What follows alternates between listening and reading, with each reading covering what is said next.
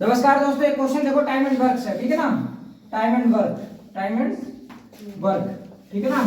समय और कार्य से क्वेश्चन देखो ए तथा बी किसी नाली को अलग अलग 10 दिन और 15 दिन में खोद सकते हैं। यदि पूरी खुदाई का व्यय 450 रुपए हो तो बी को कितने रुपए प्राप्त होंगे, ठीक है ना। ठीक है, एक देखो यहाँ क्या करो, ए ले लो या बी ले लो, ठीक है ना। दो चीजें हैं, ए और बी, दो कैंडिडेट है, ठीक है। अलग अलग 10 दिन, ये 10 दिन में कोई काम करता है, ठीक है, और ये 15 दिन में कोई काम करता है, ठीक है। यहाँ तुम्हें टोटल काम मानना है, पहली स्टेप यही करते हैं। टोटल काम होता है, इसका एलसीएम ले लो जो भी नंबर दिए जाए, ठीक है ना। टोटल काम कैसे निकलता है, इसकी ये ट्रिक है, इन दोनों का एलसीएम ले लो। एलसीएम निकालने की ट्रिक देख लो, 10 और 15 में जो बड़ा हो, बड़ी संख्या लेके चलो। जैसे हमने 15 ले लिया, 15 को हमने दोगुना किया, 30 हुआ। 30 में देखो क्या इसका भाग जा रहा है, तो यही एलसीएम हो जाएगा। क्लियर है। यहाँ तो हालांकि छोटी संख्या थी तो तुम निकाल सकते थे, लेकिन बड़ी है तब भी ऐसे करने हैं। क्लियर है, ठीक, ओके। 10 दिन 15 दिन में हो सकते हैं। यदि पूरी खुदाई का व्यय इतना है, ये खर्च दिया है, तो देखो ये, अब देखो आगे क्या करने, ये वाली स्टेप में करनी है। कैसे निकालनी है समझो। ये मान लीजिए हमने 30 बिस्किट मान लिया, ये 10 बिस्किट खाता है एक दिन में, तो 30 बिस्किट खाने में कितने दिन लगेंगे, 10 का इसमें भाग दे दो, 3 दिन लगेंगे। क्लियर है, ठीक है। यहाँ एक दिन में ये बी जो है 15 बिस्किट खाता है, टोटल मान लीजिए 30 बिस्किट खाने हैं, तो 15 के हिसाब से 2 दिन लगेंगे। तो इस रेशियो में 3:2 में ये वाला पैसा बांट दो।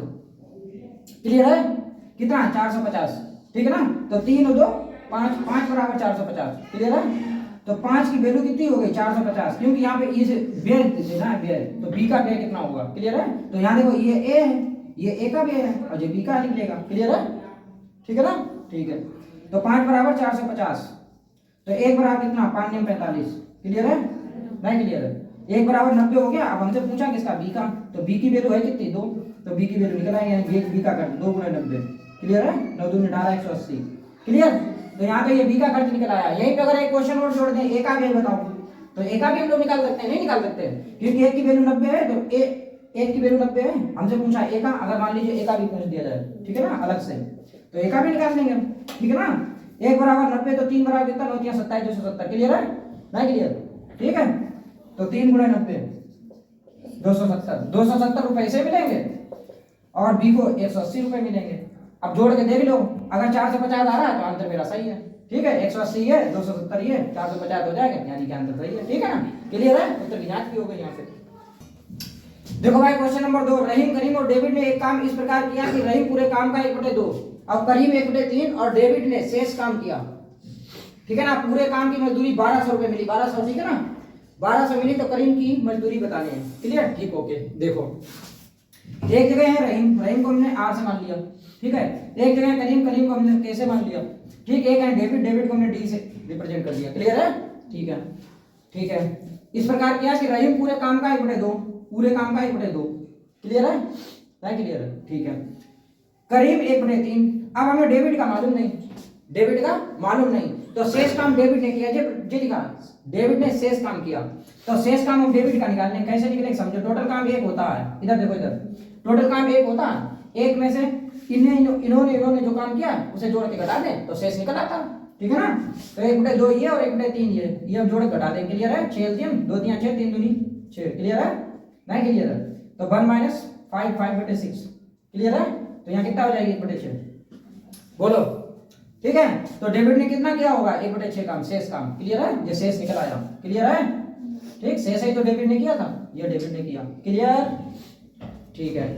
अब ये अनुपात दिया है, इस अनुपात को सेट कर लो। जब फ्रैक्शन बनती है, अनुपात, ये बात बताइए, जब फ्रैक्शन बनती थी तो कैसे खत्म होती थी फ्रैक्शन, कोई बताएगा, बताएंगे बच्चे। देखो यहाँ इन दोनों का एलसीएम, तीनों का एलसीएम ले लो, एलसीएम का यहाँ गुणा कर दो, यहाँ गुणा कर दो, यहाँ गुणा कर दो, तो फ्रैक्शन खत्म हो जाती है, ठीक है ना। तो 2 3 6, इन तीनों का एलसीएम क्या है, देखो हमने एक ट्रिक बताई थी एलसीएम की, सबसे बड़ी संख्या ले लो।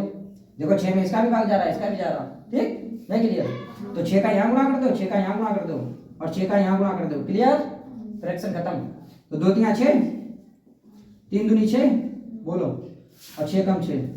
क्लियर, नहीं क्लियर है, ठीक है, बस हो गया। अब तो हो ही गया। पूरे काम की मजदूरी 1200 है, तुम्हारे साथ कितनी है, 3 2 5 5 और 1 6, ठीक, ठीक है ना। तो 6 बराबर कितना, 1200 को दिया, तो 1200, तो 1 बराबर कितना, 1 की वैल्यू निकाल लो, 6 दूनी 1200। क्लियर है, 1 बराबर 200, जिसकी पूछी जाए उसका गुणा कर दो। किसकी पूछी है, करीम की, करीम ढूंढ लो, K4 करीम, ये है बीच वाले, ठीक है, तो करीम की ये है ये वाली, तो करीम का पूछा है, करीम का निकाल दो, 2 गुणे 200, क्लियर, यानी 400 रुपए मिलेंगे, क्लियर। अगर यहाँ पे करीम हो गए, अगर हम रहीम का पूछ दे तो 600, अगर हम डेबिट का पूछ दे तो डेबिट का वही रहेगा 200, ठीक, 200 600 800 800 400 1200 हो जाएगा टोटल, क्लियर है, ऐसे लगता है।